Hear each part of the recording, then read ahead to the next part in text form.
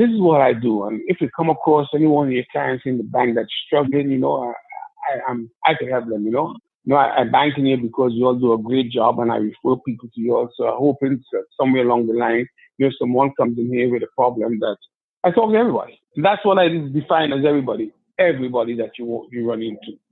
You talk to your friends from back in the school, wherever. Yeah, and why should you be shy of what you do? Welcome to the Get Traction podcast. If you are ready to learn exactly what it takes to become a real estate entrepreneur, this is the show for you. With your host, founder of Traction Real Estate Mentors and president of the Traction Real Estate Investors Association, Tom Zeeb. Welcome back to the Get Traction podcast. It's Tom Zeeb, and I've got a super special guest again this week. It's Godfrey DeLaRosa, one of my top students of all time. And Godfrey, you know why you're tops? It's because you've gone from zero to hero. And that's what I want people to hear. What's that journey to go kind of behind the eight ball from zero to hero? So what do you think? Well,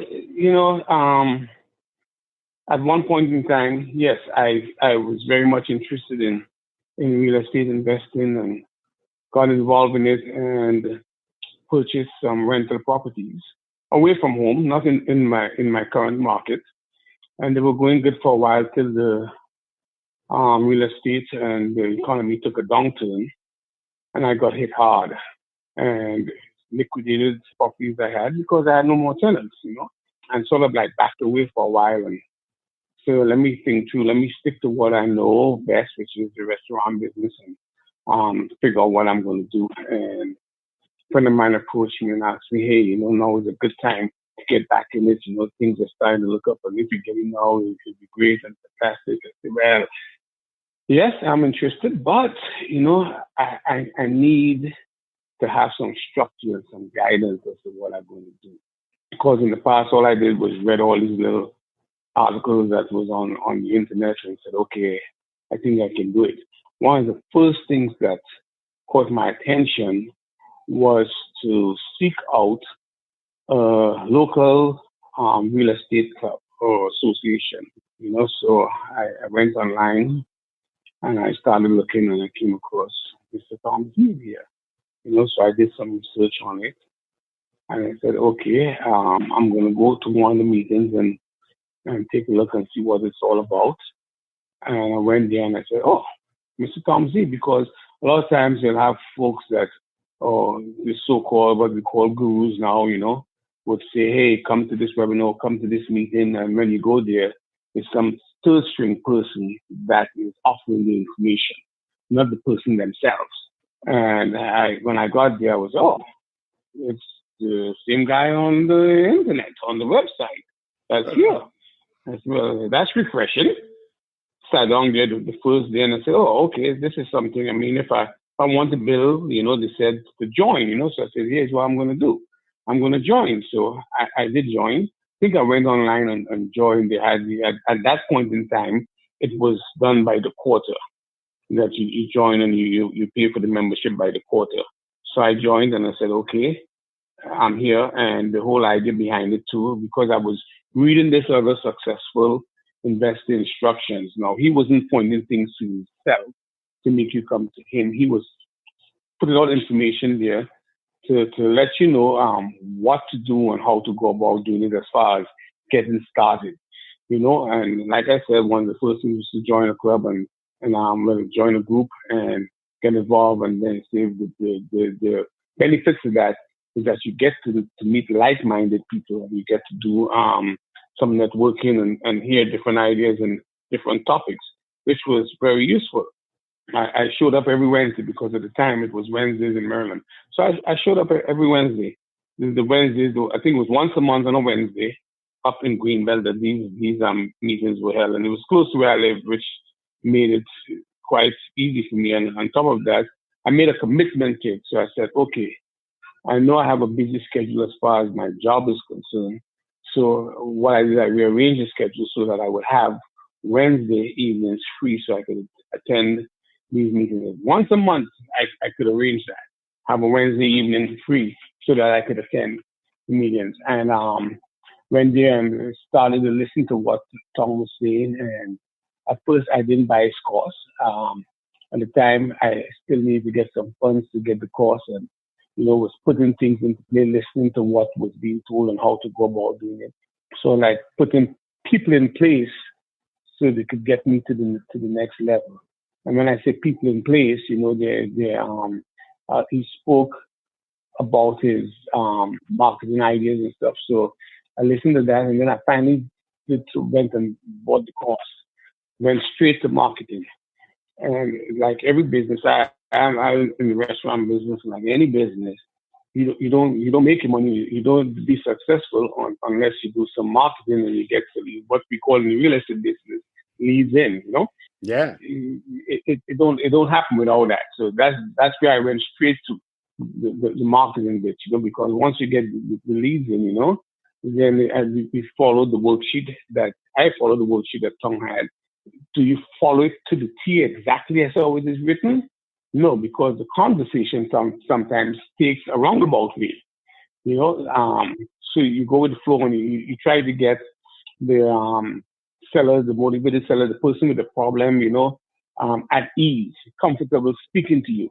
And I am lucky enough and fortunate enough that the business I'm in, it entails a lot of interaction with people, so it wasn't difficult for me to talk to people. So you recognize the need to customize what I taught you and how I taught you, customize it for you, your personality, and your style. Yes. And I think everyone that in any type of business should focus on customizing it to their style. Because the last thing you want to do or want to sound like is a robot and that you read off a script. Because I don't know about you, but I get calls from people that are trying to get me involved in something and they're reading off a script. And the sad thing about it is that they don't stop to listen to what you got to say. They very much intended on following that script. It aggravates me, and I put myself, when I'm talking to someone in that same situation, same scenario, and I'm like, okay, I don't want to sound aggravating. So if they got a story to tell me, I'm going to listen to the story for a little bit and try and segue back into our original discussion so that they don't feel like I'm just trying to push something on them. That I'm willing to listen to. And part of my job and what I'm good at is listening to people. Both employees and guests is listening. Yes. That is. Go ahead. I think scripts are a big problem. A lot of people push scripts because, well, it gives them something to sell, and they can say, hey, my way is going to work. But a script is rigid, and a script is annoying to the person being read through a script. I mean, I think we've all had instances where the cable company or the phone company or you're getting an appliance repaired. They bring you through a script, and it's annoying because you're stuck in that person's script. I don't want to teach you a script because they don't work anymore. They might have worked in the 80s, but they don't work now. You're better off following a framework. That way you know what the parameters are, but you can freestyle within the framework, and you can freestyle in a way that fits you like a glove. It fits your personality like a glove. Yeah, and the thing is, you have that framework, and you just use it to support what you're going to say. So you have the highlighted questions in bold, so you got to touch that question. You got to touch this one next. So you talk, and then you work your way into that question, and it makes it comfortable for the person on the other end to answer the question. There's no hesitation because you all are having a conversation. Boom, the question drops right in. I don't know how many times you're having a conversation with somebody and they just throw a question in at you and you answer it. Yeah. So that is how I play it out. With everything that I see going on, and you ask the question, how I went from zero to where I'm at now, you just got to be consistent with what you're doing. And you got to be committed. And you got to make up your mind. You might be tired one night. You might be tired one morning. You might be tired one evening. You might have something happening, but you have your goal set. And you say, this is what I'm going to do today at this particular time, or around this particular time, because something in front of it may take just a little longer, but you make up your mind that this is what you have to get to before the day is over, before your day is over. It was a lot of being very consistent. And one of the biggest, and this is me personally, I can't speak for anyone else, but one of the biggest successes I've had with it, believe it or not, is not the bandit signs, okay? It's not the mailers, it has been word of mouth. You're doing great with word of mouth. Yes. Everyone that I talk to, I tell them what I do, why I do it. Everyone that I come across. Define everyone for me, Godfrey. Define everybody. You run across how many people in the daytime when you're up, when you go out into the street, when you go to the supermarket, when you go to the gas station, when you're just walking down the street, if you have a dog and you're walking the dog, you have a child, you're walking the child. How many people you run into and you say hi to, you nod your head to, you wave your hand to, you have a little conversation with.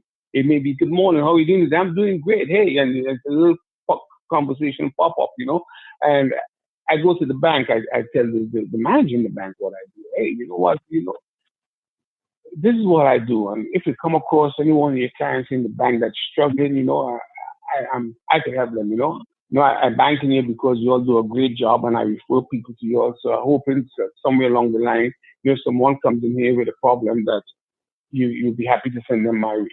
I talk to everybody. That's what I define as everybody. Everybody that you run into. You talk to your friends from back in the school, wherever. You're proud of it and you're not shy about it. You're going to ask people because that's the number one way you're marketing and expanding your business. Yeah, and why should you be shy of what you do? I mean, first of all, it's a business that you're trying to run, okay? For most of us, we have a passion for it. I know that there are some that come out and say they want to do real estate and they want to be an investor and they want to do it.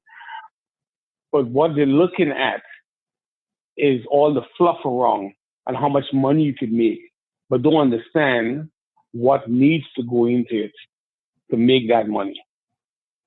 So, and like they think it's, I come in and you do this, like you have the nice little animations when you're doing your presentation. So no, it's simple, but it's different from being easy. And if it was easy, everybody would be doing it. And that seems to be a little problem that you're having now, is that all these different gurus and shows they have on television and they're making it look that, hey, you could make millions in 60 days, in 30 days. And, and they I think they fail to put in the effort you got to put into it to make it happen. There's some effort. Wait a minute. Are you saying you're not going to be a millionaire by Tuesday? No, I'm not going to be a millionaire by Tuesday. Well, we might as well quit now then. If you can't do it in 48 hours, what's the point? and they approach it like it's get rich quick thing instead of being methodical with your steps and going from one step to the next step to the next step to the next step. They just say, okay, I'll do my wholesale deal and they may make $5,000 and then they say, oh, okay. And they go again and they're trying to get it, but there's always a stumbling. There's always rejection into the first one, after the first one. There's always rejection after the second one. There's always that gap where nothing is coming in and you start to say a question, oh man, was it luck the first time?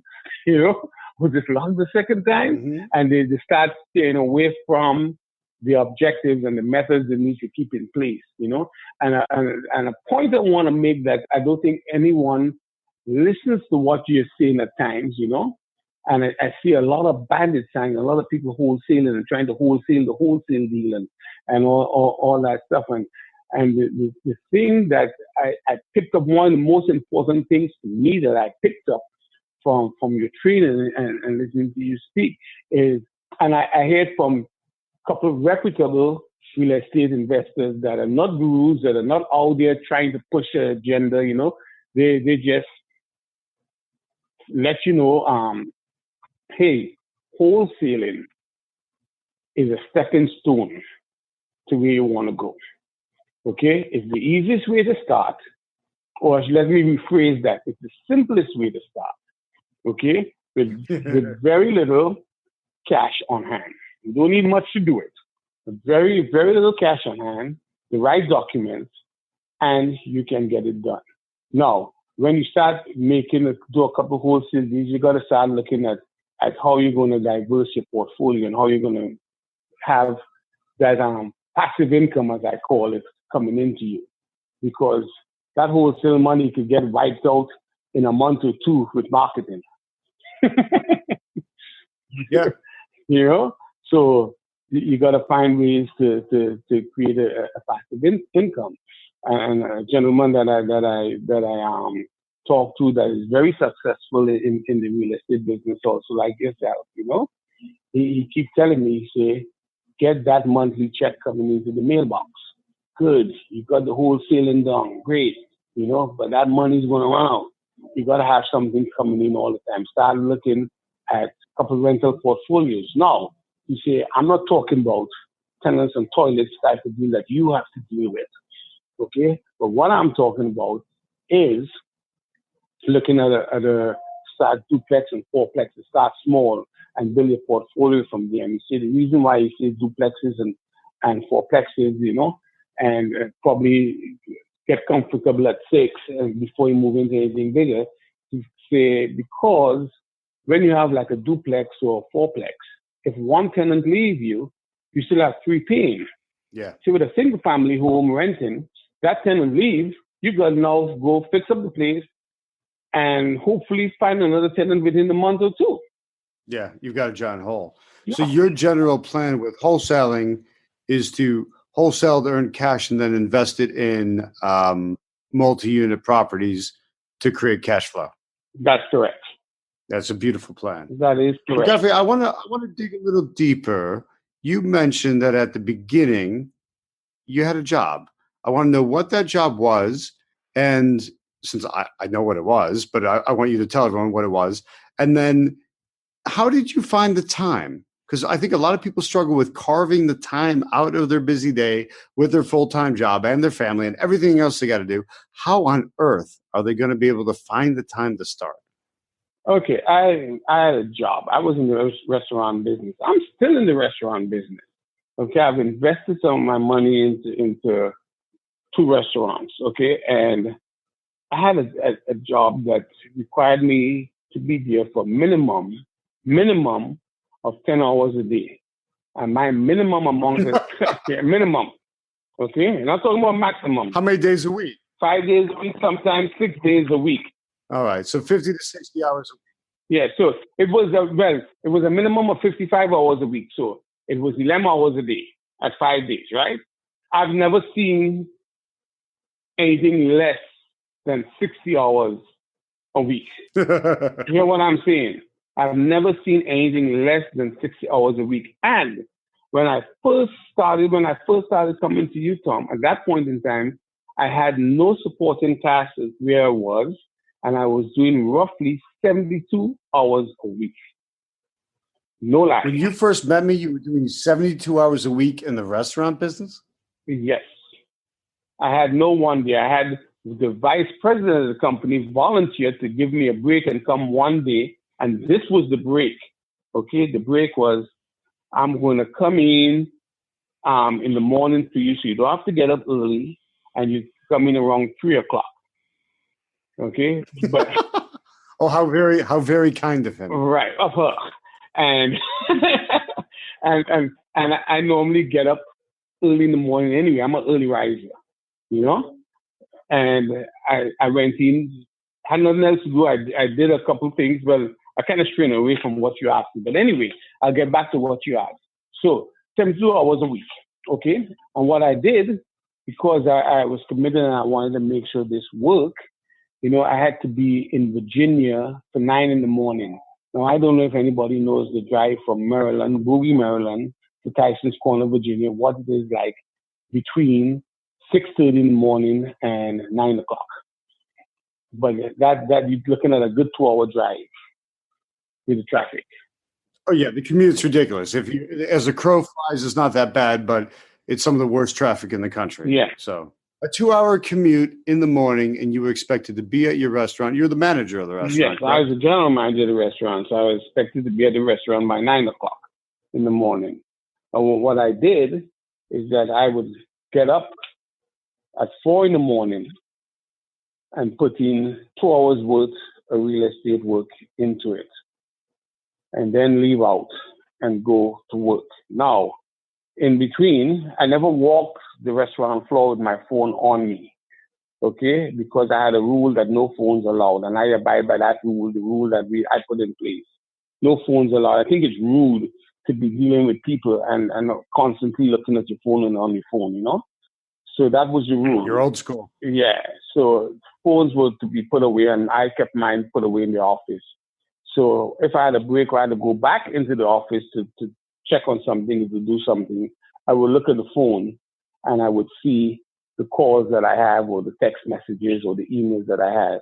And then when I get a break after the lunch rush and everything quiet down, I would go and make those calls and those emails. And it was getting a bit hectic for me. So I went ahead and hired a virtual assistant, okay, which was pretty cheap. And she started handling all the calls and sending me emails on who to follow up. And I told her what particular time to let them know that I would be calling, you know, because that would be the time that I know I would be free to give them a call and follow up on the calls. And wait a minute. So because you were busy with your full-time job, you hired a virtual assistant to do the busy work for you. Yeah. And she basically shortlisted the calls and the deals that made sense. And what did she do? Email them to you? Email them to me with all what the seller said to her, because she would ask basic questions. What's your name? What's your address? You know, how much you're looking for the property? Why you're looking to sell it? You know, I send her a little questionnaire, you know, to get some information. And I will also ask, what is a good time for Mr. DeLaRosa to call you back? You know, what day and time would be good for him? Could he call you back later on in the day? Could he call you back at night? You know, we try to, because if I could call back at night when I leave at 8 o'clock, you know, they'll ask, hey, would 9 o'clock be a good time to call you back, or 8:30? I used to tell her, try and not do 9 o'clock, because at 9 o'clock, a lot of people start shutting down and getting ready for bed. Yeah. You know? So I told her the latest would be 8:30, you know? And she would say, you only need about 15 minutes of your time or 20 minutes of your time, you know? And most people agree to 15 minutes. Sometimes it'll go longer than that, because they get into it and they start talking to you and they don't realize how the time is going by, you know? Yeah. So I had a virtual assistant. I also had a real estate agent that I knew that was investor friendly, would send me the ones that are long days on market, or even tell me, hey, Godfrey, this is a property that you should get, and I could get it for you for less than what they're asking, and would advise me as to what to bid and stuff, you know. A couple of houses that I bought and rehabbed and sold, I got it through her, you know, and we got it at a very good price. Yes, case in point, house that I got in Upper Marlboro, picked it up. They were asking $156 for it, and we picked it up for $136. Picked it up for $136, and I put $40,000 into it. I then went ahead and listed it for $269, and got a buyer when my minimum that I was going to take for the property was $245. That was the minimum I was going to take for it, and listed it for $269. Got an offer for $259, and got another offer for $249, and I took the offer for $249, another one for $259, and when I give all the story, they say, well, what the $259 was $10,000 more than the $249, and just $10,000 less than the $269. I said, I looked at who could close. I wasn't looking at the money. Their ability to perform, their ability to close, their ability for you to actually get paid was more important than someone else offering $10,000 more, but being a little shakier on their ability to close. On the ability to close, yes. Because when I look at the both offers, you know, the $249 was a VA, and had all the funding in place and could have closed next week. Yeah. The other one was still struggling with the funding, wasn't too sure, and would let me know by the end of the week, but this is the offer. And I'm like, no, I'm going with the 249. I need to get the house out. I need to get paid, and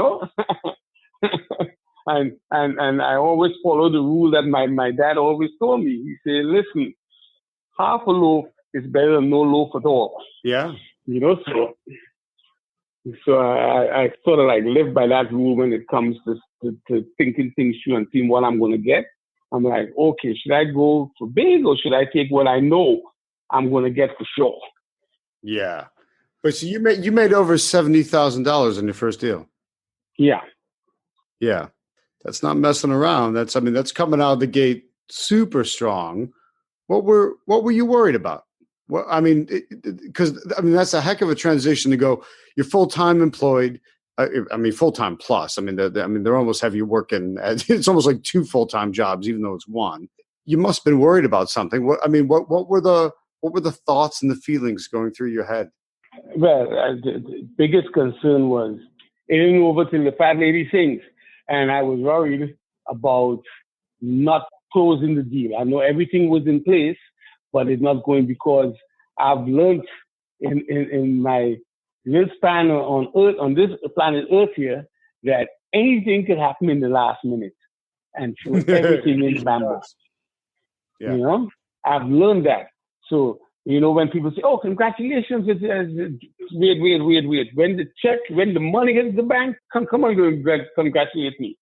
Don't start that yet, and they had issues with the funding. They had issues with getting the money transferred. There were a lot of little issues, and I was a nervous wreck. I was a nervous wreck till they say it's all done.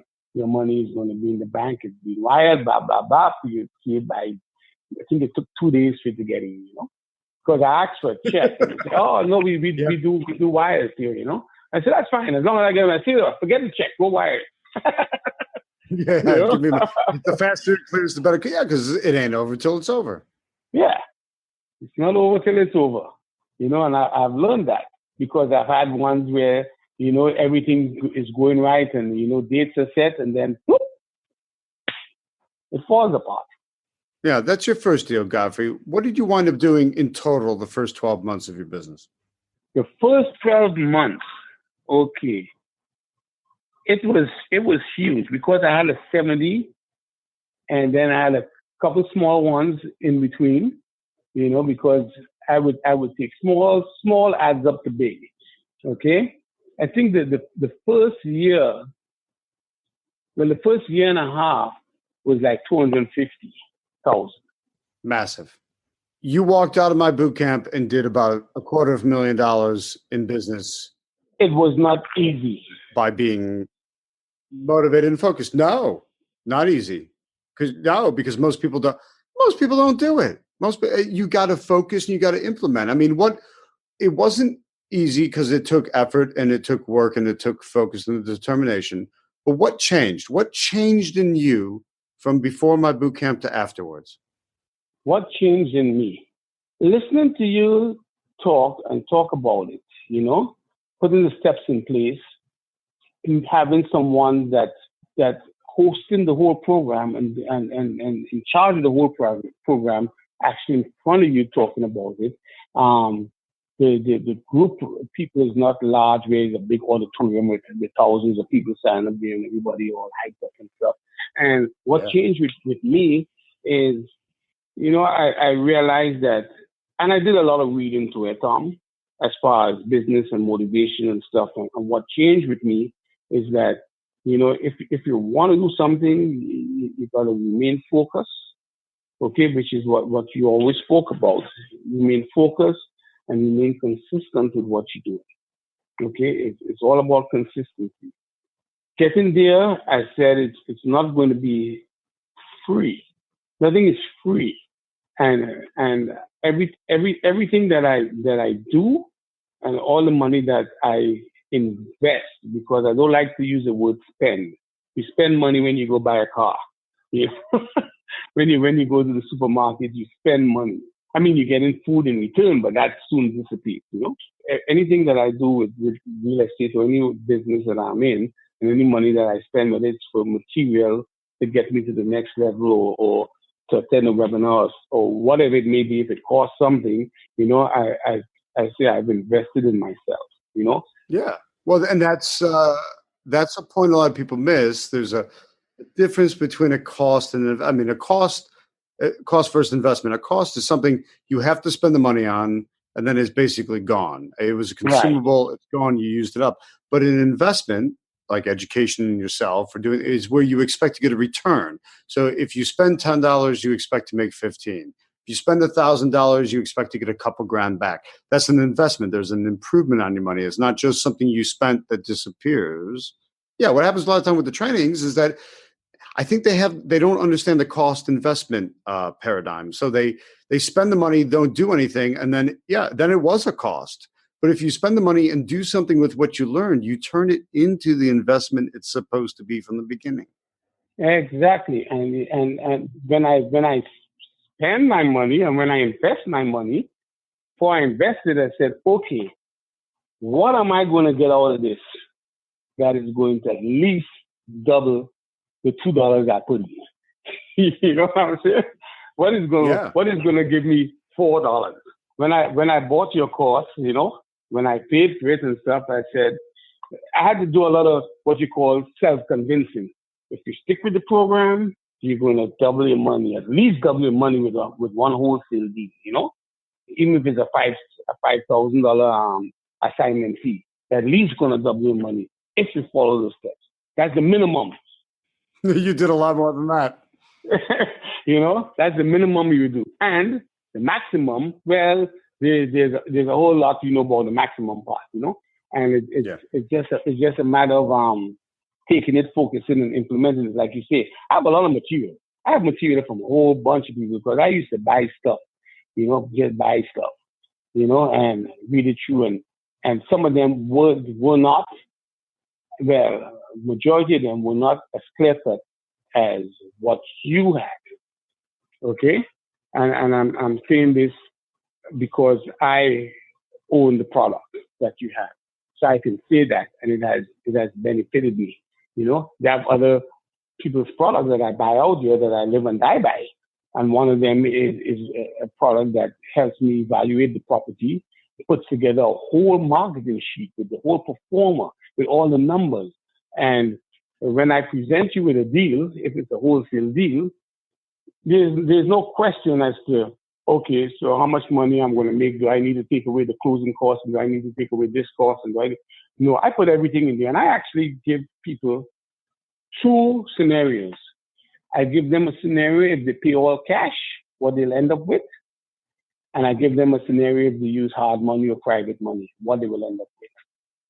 I include all the fees and all the closing cost stuff, everything, and a brief summary budget of what to expect to spend on certain things to get it done.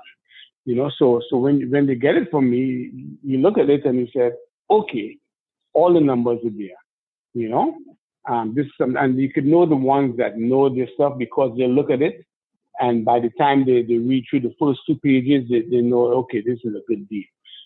Too many times people come to me with wholesale deals and they say, oh, the after repair value is 400,000.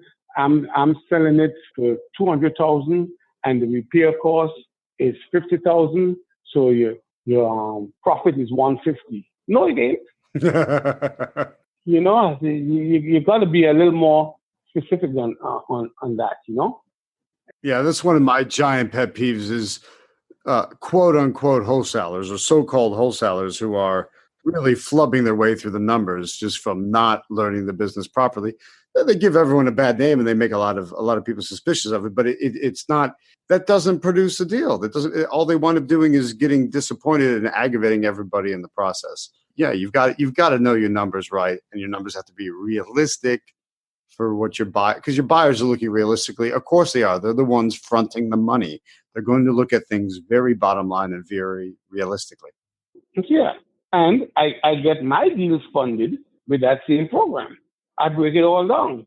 And then I put my offer as to what I'm going to give you in return for you investing your money. I get funded. Yeah. What's the best lesson I taught you? I mean, if you had to sum it up, what stands out? The best lesson, I would say there are two lessons that you taught me that stands out. Okay, and one really can do without the other, I think, personally, and that would be marketing. Get the word out there. Let people know what you're doing. Get the leads coming to you. Okay. The other one that goes hand in hand is when they get the leads coming to you, you've got to be able to negotiate. Negotiate, yeah. And the negotiation part, I put a little above the marketing because I've done a lot of marketing in the past and in my jobs. Not too much negotiating. I'm normally the guy they're trying to beat down, Right. You're on the other side. I'm on the other side of the fence, So the negotiating and the techniques and stuff, and you got to be firm with your negotiation, And I was talking to one of your students, and that's the real issue that tends to fall with him. He's not too strong. He's getting much better, he told me, I said, well, that's good. I told him what I do and what I see, And then there's a point where I stick to my guns. And if you can't do that, then okay, tough. Come back to me when you can, because you don't want to put yourself in a position where you go too low and then you can't do much with it, if anything at all. And then you're stuck trying to find anybody and anything to try and get this property off your hands, and then you can't, and then you have to go back with your tail between your legs and tell the seller, hey, sorry, no deal. Yeah. So you got to do it right. You got to negotiate it right. Yeah. You got to negotiate it right. Now, granted, have I made mistakes with negotiating? Sure I have. Sure I have. Sure I made some blunders. Sure I said, man, I should have done this instead. But you live, you learn. The important thing is this process here, and this what we do is every day you're learning something, and I'm pretty sure you're still learning, Mr. Tom. I don't think we ever stop learning in this business because it's ever changing. Yeah. It's ever changing. You gotta stay current and you always learn. And I'll state that I know we're talking about the $250,000 your first year, but it's been about 4 or 5 years since you started with me. So, and you've had a fabulous real estate career since then. Yes, I actually have things going on. Matter of fact, I told you I was leaving on Friday, because we have 2 properties in Trinidad that we need to really jump on. It's been at a stalemate for a few years now, and I told my brothers, my business partners down there, all right, and I told them that this junction in Trinidad where it's going to be a high demand for rentals. And I look at the news a lot. And one of the things I wanted to mention on this here is that the news is very helpful in operating your business too, How so? Read all the crap that is being said because there are changes happening. And I'll give you an example of what's happening in Trinidad. Okay, there's a high influx of immigrants from Venezuela that's coming to Trinidad, and they're going to Colombia too. Colombia shut down the borders, Trinidad just shut down the waters a bit. There are over 40,000 immigrants on that little tiny island of Trinidad and Tobago. Okay? They ain't got nowhere to live. And they just did a registration to register some of them and give them papers so they could start working in Trinidad. And because Trinidad is going to accommodate what they can, So right now, they're gonna have to start looking for somewhere to live. Okay, so we're looking to pick up and rent. That's what we're looking to do. So you see with the news, things are happening.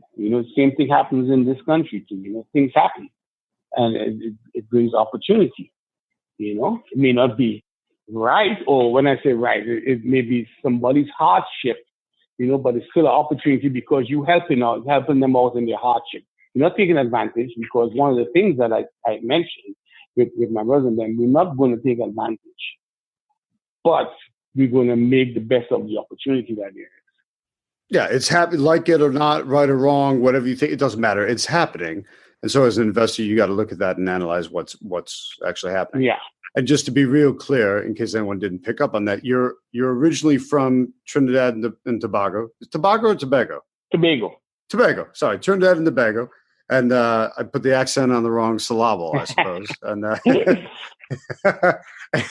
and you still do some deals back home as well. Yes, I do.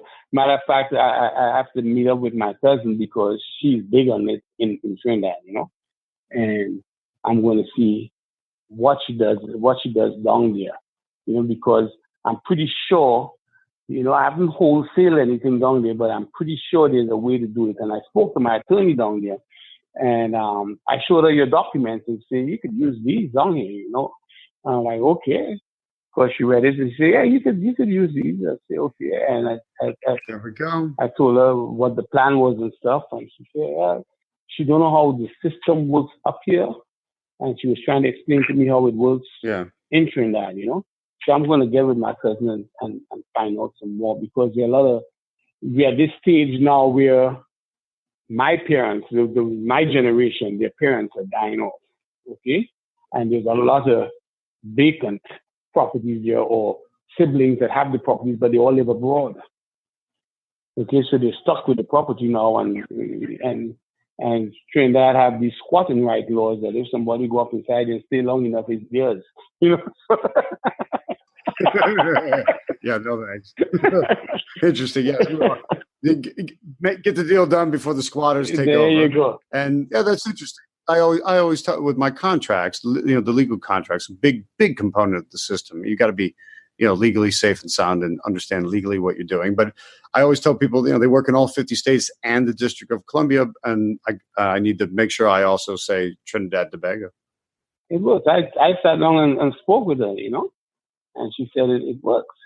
So you have some good material there that has worked for me, and I know it has worked for a couple of your students too, because I speak with them and they've used it and they haven't had a problem with it. So, yeah, fantastic. Godfrey, what would you say your toughest obstacle's been? What's the number one roadblock or hurdle or obstacle that got in your way that you overcame to become massively successful? I was too focused on funding, on money, having the money to do the deal, and I always thought that you used to have money, and it used to be my kickback. Even when I started coming to you, I said, man, how am I going to do this? I ain't got a dime, because, I mentioned to you what my situation was when I came to you, Mm-hmm. And I said, oh, I'm going to do this, and I said, you know what? I'm just going to do it, and I'm going to figure it out when it comes, Yeah. I said, I'll just figure it out when I get to that bridge, I said, but I'm just going to. You're going to make it happen and cross that bridge when you get there. Not let your problems or your situation or any kind of shortcut. Not let that. Just get to the point, get to that bridge, and then cross it. Don't bail out in advance out of pointless fear. Yeah, I made up my mind. I'm going to get it, and I was making offers left, right, and center. I mean, you name it, I throw it out there. Nope. They say nope. And I just keep going. I say, somebody is going to say yes. Yeah. Somebody's going to say yes. And it reminds me of a motivational seminar that I went to. And I never forget the guy saying, listen, in life, you're going to come to a lot of doors and they won't open for you, and you're going to keep trying. And a lot of you all here, going to, after a while, just give up. I ain't gonna never get an open door and give up. You go about your business. And the other half would think, maybe the next door is the one that's going to open. And sometimes that's the case. You only had one more door to go to before it opened. And you gave up just before that. So from that little speech, I made it a point that I am going to be trying to open every door till one opens. So the biggest obstacle is yourself if you let a closed door stay closed. If you don't keep trying every door. If you don't keep trying, how would you know if you're going to succeed? How would you know if you're going to get yes? How would you know that this last one that you look at, if you don't talk to them and make an offer, how do you know they're going to say no? No. You know, with all the no's, you evaluate what you've been seeing and what you've been doing, and you try to tweak a little bit to get that yes answer. That's not easy for most people. Most people are going to make all sorts of excuses. And Godfrey, did you feel any, I mean, kind of speaking of excuses, people hide behind anything, but in your case, you're from the island, you're from Trinidad and Tobago, you're not a natural born American, you have an accent, you're a minority. Didn't any of that hold you back? No. Why not? Why should it? You know? Well, why should it hold me back? Why should it hold anyone back? You know? As a matter of fact, I use it to my advantage. How so? I found that to work great for me. And how is that? All you got to do is one time mention you like my accent, and I take you for a ride. I did it in the restaurant business. I made friends that way, you know. And then they start talking to you, and they start learning your culture. I've learned to be hospitable with people and be polite and respect everyone. And a lot of people, a lot of folks that we go to wholesale, buy houses from, okay, that we look to do deals with and get their homes from. Somewhere along the line, they have some emotional issue that's taking place. We gotta find out what that is and be a little sympathetic to what they're going through, show some empathy, and have them solve the problem. Gotten a knack for that based on my previous life and still my life of the restaurant business and dealing with people, you know, because I could tell you how many times people walk in that restaurant angry and upset. Yeah. I want to take it all on everyone that's walking in that restaurant and working in that restaurant, you know, and my job was to change that attitude. So no, being a foreigner and being a minority and speaking funny, as I say sometimes to people, I speak funny, right? Has never stopped me. Has never. So once again, the only excuse or the only person stopping you is? It's you. The only person that's stopping anyone from doing what they want to do is you. And again, I'll go back to saying that there's so much of it out there now with real estate and real estate investing and house flipping. Everybody's a house flipping expert. Everybody's a wholesaling expert. I see it all the time. You know? I'll drive around the corner and I'll take a picture about 10 bandit signs in one spot. Okay, and I'm like, they don't get it. You know, somebody tell them, go and put bandit signs out, and they run and put bandit signs out. You know, I'm not saying it's not a good market. I'm not saying that you're not going to get any calls from it. But if you go into the same pond and you're fishing out of the same pond that 1,000 people fishing out of, and you're all in one little cluster, who do you think is going to get that one or two fish running around there? It's 2 out of the 1,000. Yeah. You know, your chances are slim. Yeah, people's ability to just copycat and steam into where everyone else is, it's almost like they feel like there should be a safety because there's others there. You're always better off cutting your own path. Yeah. If the crowd's running in one direction, the solution isn't that way. It's the kind of 180 degrees opposite, the exact opposite way the crowd is going is better for you. Yeah, and you actually had a video on that, I think, if I recall, a couple of months ago about marketing and where to look and finding a new path. You know, finding somewhere that you can actually get the leads. You know, because everyone is using the same tactics. Everyone is doing the same thing. And my thing is word of mouth now. You know, I do a lot of word of mouth, and I get a lot of hey. Yeah. Miss Joanne told me that this is what you do. I have an aunt or I have a friend that have an issue and they're trying to get rid of the house and they're looking to get contact a real estate agent. But they're being told they need to fix this and fix that and they need to do that, but they really have no money. Could you help? It makes a big difference. Could you help buy that house? You can help them but you gotta know they're in trouble. Yeah. Which means you gotta ask. Yeah. You gotta let people know what you do. You gotta let them know what you do. You know, keeping it a secret is not how you run a business. Yeah, you don't want to be the best kept secret. You want people to come to you when they hear about a problem, when they have a problem, or they hear about a family member or a friend or a colleague or somebody with a problem with the property. You want them referring you. Yeah, You sure do want them referring you. You want everybody when the first name and first person that comes to mind is you. You know, when they start talking, it has to be you. That's what I think. Totally agree. The first person when they're talking and they say, hey man, so and so have a problem, because you never know who you talk to is going to be sitting down among someone who has that problem. And they'll bring up your name. I have a friend that can do this for you. Why don't you give him a call? I actually had a phone call this evening. When I'm finished with you, Tom, when I'm finished with this, I am going to call the person back. They said, text me and let me know when you're finished so they could call me. I said, sure. I expected no less. So that's why it's going to be a bit late. I hope they're still up, because I did tell them it may be a while, you know, and they said, that's fine, just text me when you're finished and I'll call you. I said, okay. That's a good sign of motivation. Yeah. Godfrey, knowing what you know now, what do you wish you would have, what would you have liked to have known? What do you wish you would have known when you started? Not to go and buy 4 or 5 houses and rent them out. You would have avoided rental. Yeah, I would have avoided the single family rental. Yes, that much. So my whole strategy from listening to you changed from, oh, you have to have rental property. You have to have a house. You got to buy a house and rent it out. No, not anymore. You would wholesale at the beginning. Wholesale at the beginning. And get some money in the bank. And like you said, and like you've always said, you wholesale, and the wholesale is to get you that cash in your hand to give you a little wiggle room. And then you reach that fork in the road, and then you decide which direction you want.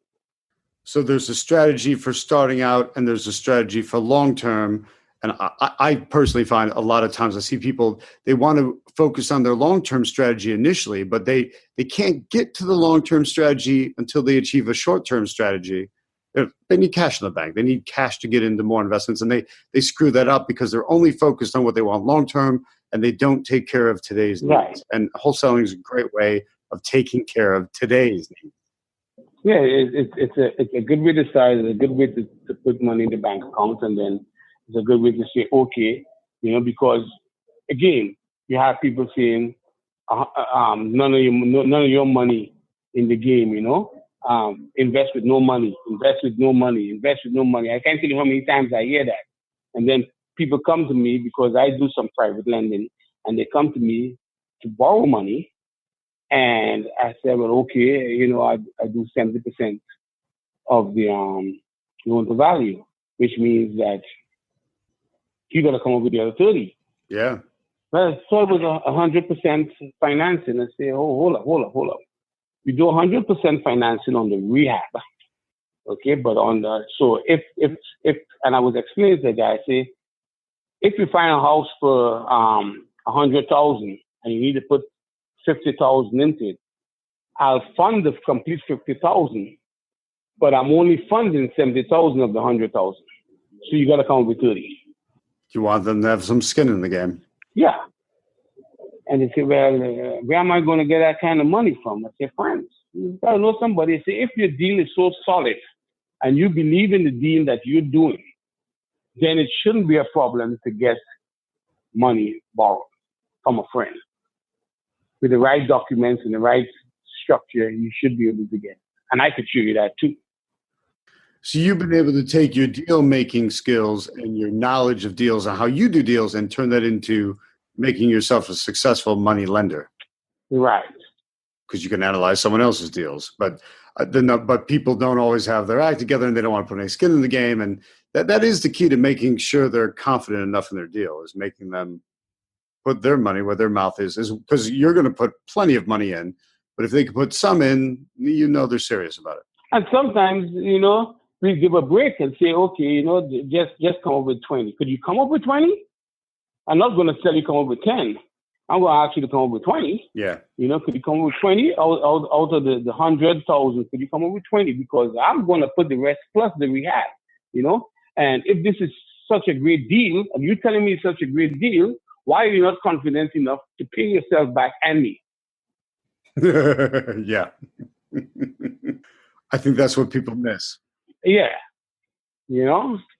So you've got wholesales going on, you've got rehabs going on, you're moving towards buy and hold of multi-units, and you're a private lender. So you're pretty much maximizing all of your skill set that you've built now. You're maximizing each different angle on that to be a very diverse real estate investor. Yep. And I have, I did a loan. It wasn't much. They only needed, they needed $8,000 borrow.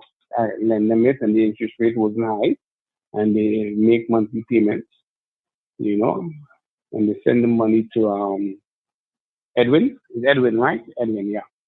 Yep.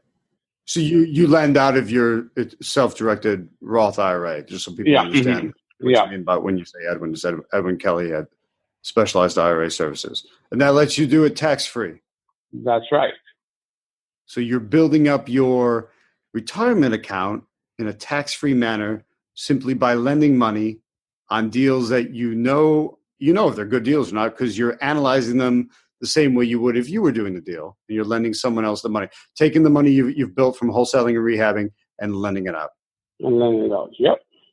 You've come full circle, Godfrey. Thank you so much. And it's good that way. I have a lot going on. I keep myself busy, and I like being busy. I'm going to say busy in a good way, not in a bad way. Yeah. I just like doing things, I just like doing things. I'm constantly reading material. And a matter of fact, I just got some material on building partnerships and how to write up documents as far as building partnerships, because as I move along, I want to get into the apartment building bit, and purchasing apartment buildings, the 20 unit, the 10 unit, the 15 unit type deals, Yeah. So I'm doing a lot of reading on how to structure and how to build a partnership, how to partner with someone and the documents you would need for the partnership and how to structure it, and whether it's an LLC or S Corp or C Corp, whatever have you, So you're a lifelong student who never stops learning. Never. Because as long as you invest in yourself, you're going to get a return. Yeah, and I'm always thinking ahead. Like I'm thinking into duplexes and fourplexes, the little multi-family units, and then going into the apartment buildings. And you had a gentleman that spoke at one of your Tractoria meetings that gave out a key with information. So he's on my list of the next step. Gotcha. Yeah, just keep expanding those horizons. Yeah. Godfrey DeLaRosa, you're doing fantastic. I am super proud of you. Very glad to know you. And thank you for a fantastic interview. Thank you so much. And thanks for having me. I really appreciate it. And you're a great mentor and a great teacher. And anyone that having doubts as to whether they should join and be part of your group and part of your team, they can give me a call. I could tell them differently, because I've been around the block a couple of times and ran into all other different people that claim, you're actually there as someone that they could actually approach and talk to, and don't have to go through 4 and 5 different people before they get an answer. So all they have to do is join the group and attend the meetings, and if they have a question, they could ask you face to face. Perfect. Thanks, Godfrey. Hey, thank you. You have a great evening, and thanks for having me. You too. Thank you. Bye-bye. Thanks for listening. Your next step is to visit gettractionpodcast.com. There you'll find all current episodes and a link to download a free copy of Tom's Deal Flow cheat sheet. Happy wholesaling.